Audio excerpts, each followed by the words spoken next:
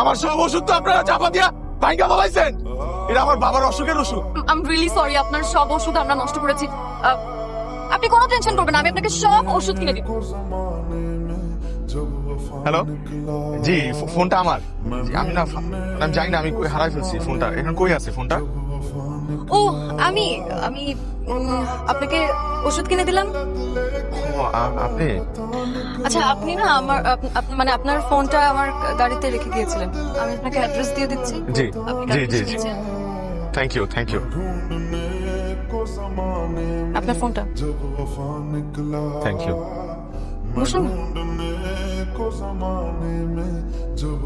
কি করেন আপনি?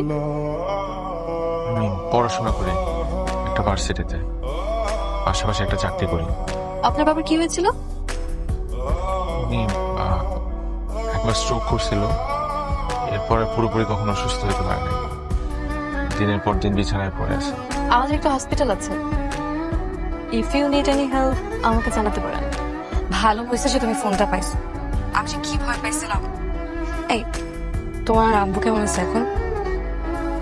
আব্বা আলহামদুলিল্লাহ ভালো আছে। দেখ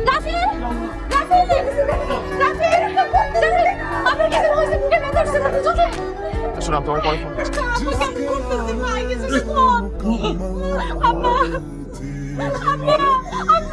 আচ্ছা, আপনি একদমই চিন্তা করবেন না, আমি দেখছি ব্যাপারটা।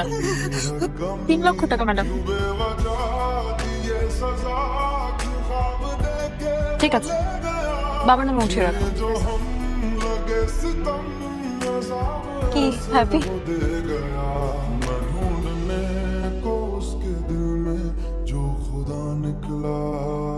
রেন, হ্যালো বাবা।